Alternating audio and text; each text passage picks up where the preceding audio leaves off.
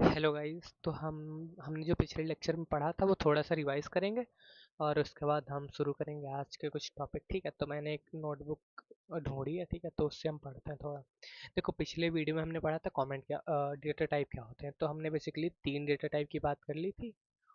And ये तो जो आज पढ़ेंगे इन दोनों के बारे में पढ़ेंगे। ठीक है, उसके पहले हाँ, देखो हमने पढ़ा था वेरिएबल क्या होता है। तो यहाँ पे देख सकते हो लिखा है variables are the containers to store any value. तो वेरिएबल यहाँ पे ए बी और सी ये सारे वेरिएबल हैं। ये कंटेनर होते हैं जो किसी वैल्यू यानी कि 30 को, हैरी को और 71.22 को स्टोर करने के लिए यूज़ किए गए हैं। ठीक है, ये होते हैं वेरिएबल्स। और हाँ, कमेंट कमेंट की बात करें तो मैंने बताया था कि कमेंट वो लाइन होता है जो हम चाहते नहीं कि एग्जीक्यूट हो, रन हो, तो हम उसको कमेंट आउट कर देते हैं। कभी कभी हम क्या करते हैं अपने प्रोग्राम में कि हमने प्रोग्राम में क्या लिखा है। मान लो तुम टेबल लिख रहे हो, ठीक है, 5 की टेबल को प्रिंट करा रहे हो, तो तुम ऊपर एक हेडिंग डालना चाहते हो कि यार मैं लिख दूँ ताकि कोई देखे तो समझ जाए कि इससे 5 की टेबल प्रिंट होगी। तो तुम लिखना चाहते हो बट उसको तुम डायरेक्टली लिख दोगे तो फिर वो एरर देगा। तो हम वहाँ पे कमेंट का यूज़ करते हैं। तो आप देख सकते हो comments are used to write something which the programmer does not want to execute. They can be used to explain code, mark author name, dates and add notes. इसके लिए यूज़ करते हैं। कमेंट दो टाइप के होते हैं। एक होता है सिंगल लाइन कमेंट जो कि मैंने बताया था वीडियो में। ऐसे अब मान लो तुम्हारे पास बहुत सारी लाइन्स हैं। मान लो मैं यहाँ पे कुछ भी ऐसे लिख देता हूँ, ठीक है। अब तुमको इसको कमेंट आउट करना, देखो ऐसे एरर दे देगा, है ना। मैं कुछ भी लिख दूंगा यहाँ पे तो एरर देगा अभी। अब मैं इसको अगर रन भी करूँगा ना इधर, तो फिर ये देखो इधर एरर आ रहा है। ठीक है, तो मैं चाहता हूँ कि एरर ना दे, तो हम क्या करेंगे, यहाँ पे 3 कोट लगा देंगे। ठीक है, चाहे सिंगल कोट लगाओ चाहे डबल कोट, और 3 लगाना है। ठीक है, 3 यहाँ लगा देंगे और 3 इस पूरे पैराग्राफ के बाद लगा देंगे। ठीक है, तो अब देखो कमेंट आउट हो गया। अब इसको तुम रन करोगे तो कोई एरर नहीं देगा। ठीक है, कोई एरर नहीं आया यहाँ पे। अभी तुम एक चीज़ नोटिस करना, अभी जो है पे रफ डॉट पी वाई नाम की हमारी फाइल है ना, वहाँ पे सब नॉर्मल है। ठीक है, और जैसे हम ये कमेंट हटाएंगे वहाँ पे देखना क्या होगा। तो यहाँ पे देखो 5 वार्निंग दे रहा है, इसको बोलते हैं वार्निंग। तो ये 5 वार्निंग दे रहा है कि हाँ भाई इसमें कुछ गलत है। 5 वार्निंग क्यों दे रहा है, क्योंकि 5 लाइन ऑफ कोड है ना और पांचों गलत है, मतलब इसका कुछ मतलब तो निकल नहीं रहा है। ये होती है मल्टी लाइन कमेंट। ठीक है, जिसमें हम मल्टीपल मल्टीपल लाइंस को एक साथ कमेंट करते हैं। ये हो गया। इसके बाद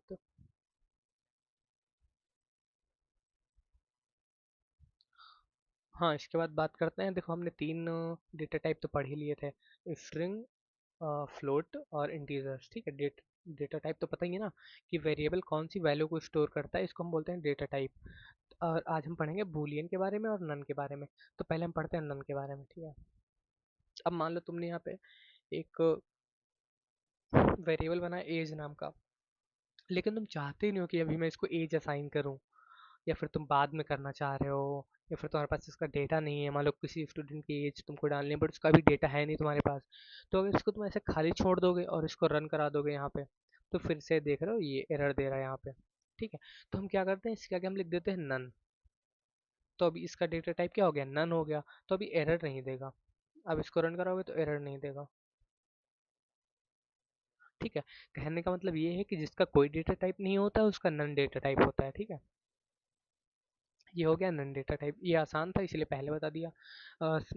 इससे समझो कि जिसका कोई भी डेटा टाइप नहीं होता है उसका नन डेटा टाइप होता है। या फिर मान लो कोई वेरिएबल है जिसके हम डेटा टाइप अभी नहीं लिखना चाह रहे हैं, बाद में लिखना है, या फिर कोई प्रॉब्लम है, तो वहाँ पे हम नन लिख देते हैं। ठीक है, दूसरा है बूलियन।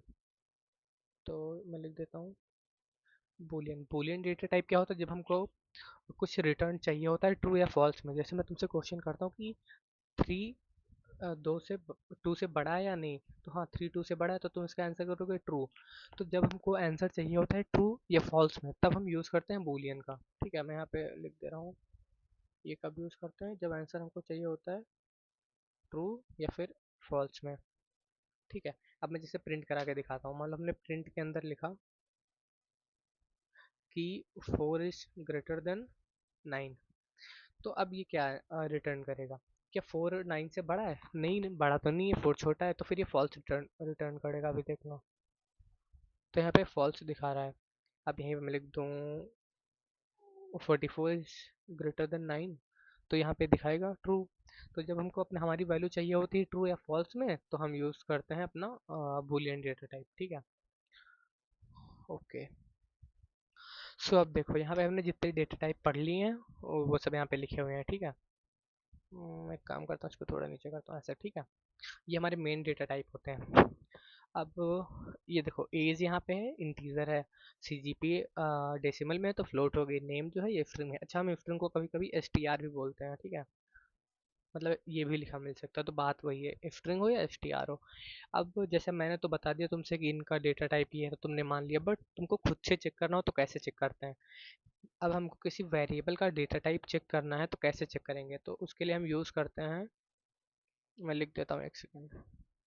हाँ, सो बेसिकली हम टाइप फंक्शन का यूज़ करते हैं कोई भी डेटा टाइप पता करने के लिए। फॉर एग्जांपल मान लो मुझे देखना है कि एज का, मैंने तो बता दिया इंटीजर है, क्या सच में इंटीजर है भी या नहीं, तो हम प्रिंट कराएंगे।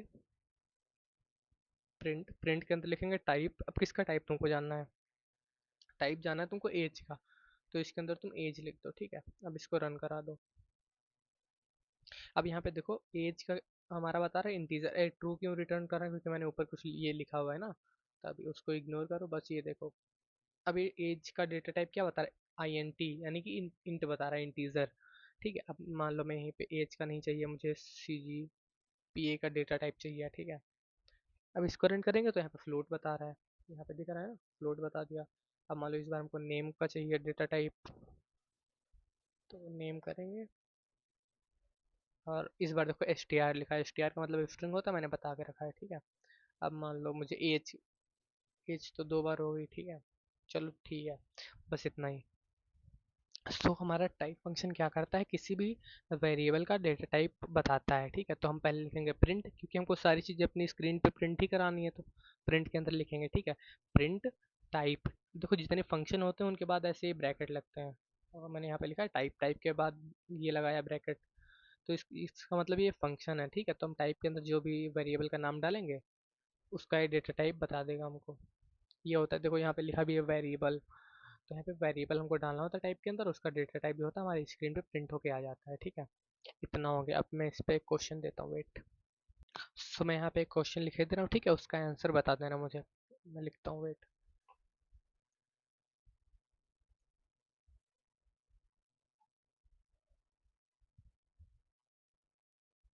इसका आंसर बताना कि इसका आंसर क्या आएगा इस लाइन का, ठीक है। ये पहला क्वेश्चन हो गया। दूसरा क्वेश्चन हो गया कि भी इसमें से बूलियन डेटा टाइप कौन सा होता है, ठीक है। मैं कुछ ऑप्शन देता हूँ, बताना तो।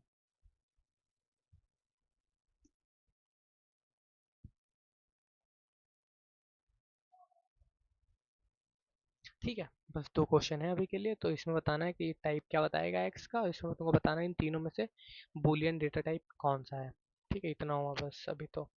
अब उसके बाद एक चीज़ और पढ़ लेते हैं।